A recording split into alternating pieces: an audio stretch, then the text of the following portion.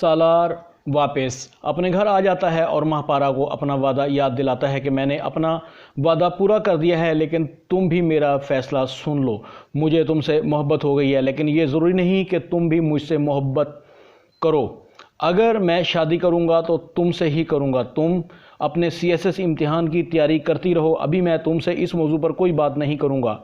इधर सालार की माँ शकीला बेगम सालार की महापारा से बढ़ती हुई मोहब्बत पर कुड़ती रहती है और उसे निकालने के प्रोग्राम तरतीब देती है और अपने बेटे को सारी बात बताती है कि महापारा का अपने मालिक के छोटे बेटे के साथ चक्कर था और महापारा रंगे हाथों पकड़ी गई है और ये कोई अच्छी लड़की नहीं है। तुम इसको फ़ौरन घर से निकाल दो। पता नहीं तुम्हारे बाप ने कहाँ से लाकर मुझ पर ये अजाब मुसल्लत कर दिया है।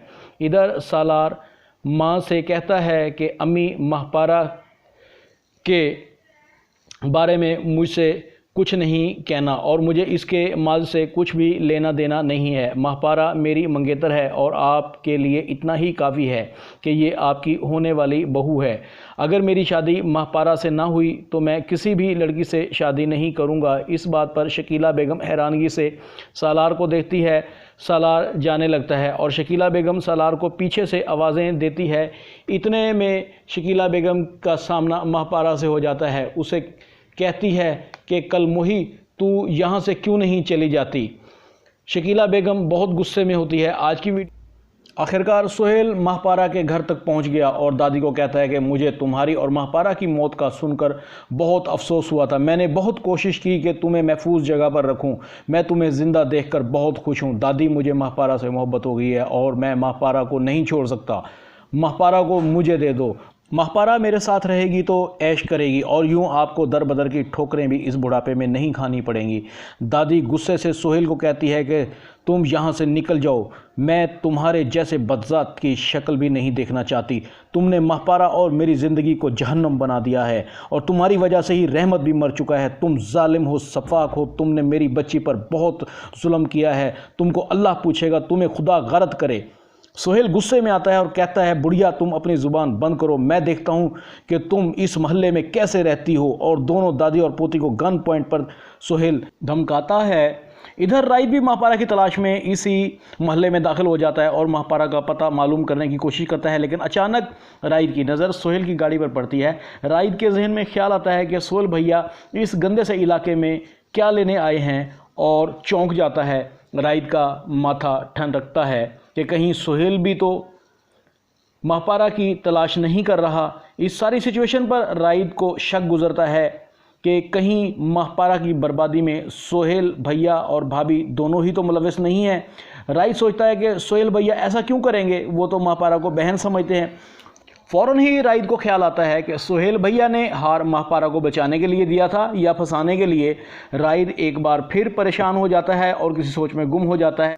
राइद घर पहुंच जाता है और काफ़ी परेशान दिखाई देता है। अम्मी जी के पूछने पर अम्मी जी को कहता है कि मुझे आप पर शक है कि यहाँ हर कोई मुझे बर्बाद करने पर तुला हुआ है, हर कोई मुझसे धोखा कर रहा है, ना जाने मुझे सुकून क्यों नहीं मिल रहा है। अम्मी जी राइद को कहती है कि बेटा तुम्हें वहम है, कोई तुमसे ऐसा क्यों करेगा। राइद अम्मी जी से कहता है कि फिर मुझे सुकून क्यों नहीं है, मुझे यहाँ से साजिशों की बू क्यों आ रही है। लगता है इस घर में बहुत बड़ा गुनाह हो गया है। महापारा अभी ज़िंदा है, जब तक वो मुझे मिल नहीं जाती मुझे सुकून नहीं मिलेगा। मेरे अंदर उठने वाले तमाम सवालों के जवाब महापारा के पास हैं। महापारा ही मेरी इस गुत्थी को सुलझा सकती है। इधर अम्मी जी राइद को कहती है कि तुम महापारा का नाम न लो। महापारा ने इस घर का सुकून बर्बाद कर दिया है।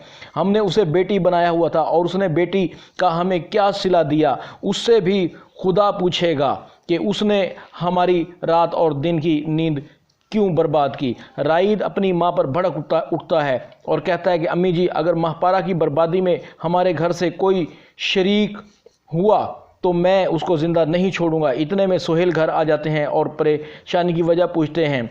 राइद सुहेल भाई से सवाल करता है कि आपकी गाड़ी को मैंने कच्ची आबादी में देखा है, आप वहाँ क्या कर रहे थे। जिस पर अचानक से सुहेल चौंक जाता है जैसे उसकी कोई चोरी पकड़ी गई हो। सुहेल फ़ौरन जवाब देता है कि मैं वहाँ क्या करूँगा, मैं तो दफ्तर में था और मीटिंग पर था। इतने में फ़ोन की घंटी बजती है। राइद लपक कर फ़ोन उठा लेता है क्योंकि सुहेल को पता होता है कि बजने वाली फ़ोन की घंटी ऑफिस से ही है।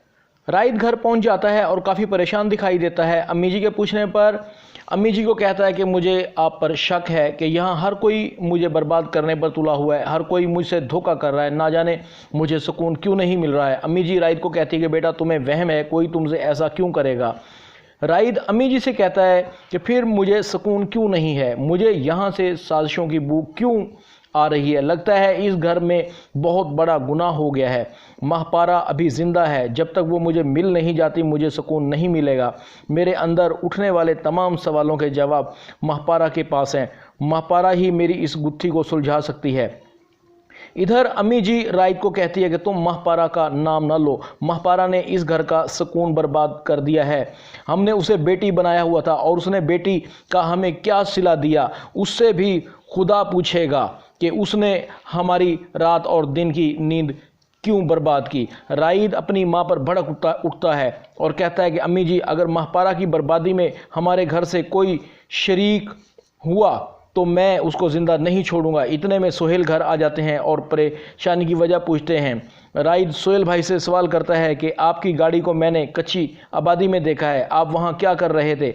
जिस पर अचानक से सोहेल चौंक जाता है जैसे उसकी कोई चोरी पकड़ी गई हो। सोहेल फ़ौरन जवाब देता है कि मैं वहाँ क्या करूँगा, मैं तो दफ्तर में था और मीटिंग पर था। इतने में फ़ोन की घंटी बजती है। राइद लपक कर फ़ोन उठा लेता है क्योंकि सोहेल को पता होता है कि बजने वाली फ़ोन की घंटी ऑफिस से ही है। इधर सालार की माँ महपारा को घर से निकालना चाहती है और सालार ने माँ से वादा लिया है कि यह मेरी मुजरिम है, मेरे आने तक आप इसको घर से नहीं निकालना। इधर सालार का बाप दादी को कहता है कि आप अपनी पोती के लिए लड़के की तलाश शुरू कर दें। इधर राइद महपारा की तलाश में अपने दोस्त के दफ्तर से एड्रेस लेकर कराची में महपारा की तलाश में निकल जाता है। सोहेल भी महपारा की तलाश में होता है क्योंकि सोहेल को भी पता लग जाता है कि महपारा ज़िंदा है और सोहेल की हवस एक बार फिर महपारा के लिए जाती है और वो महपारा को हासिल करने के लिए राइद से भी लड़ना चाहता है।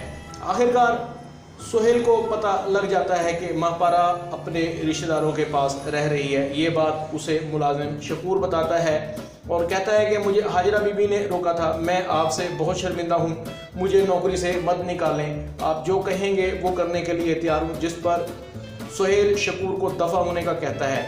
अभी राइद महपारा को तलाश कर रहा है लेकिन उसे कामयाबी नहीं मिलती। इधर सालार छुट्टियों पर वापस अपने घर की तैयारी करता है और दिल में सोचता है कि महपारा को तो मुझसे प्यार नहीं, लेकिन मुझे तो महपारा से प्यार है। आखिर मैं एक ना एक दिन महपारा को अपने रवैये से उसे पालूंगा, महपारा के प्यार को जीत लूँगा। इधर हेडमिस्ट्रेस पैसे कमाने का एक और आइडिया सोचती है क्योंकि महपारा स्कूल में बहुत मेहनत कर रही है और वो जिन बच्चों को पढ़ाती है इन बच्चों का रिजल्ट बहुत ही अच्छा आता है जिससे उनके माँ बाप बहुत खुश होते हैं। आज की वीडियो में इतना ही, अगली वीडियो में फिर मिलेंगे। चैनल को सब्सक्राइब कर दें, बेल आइकॉन के बटन को दबाकर ऑल पर क्लिक कर दें ताकि आपको मेरी नई आने वाली वीडियोज़ का नोटिफिकेशन फ़ौरन मिल सके। खुदा हाफिज़।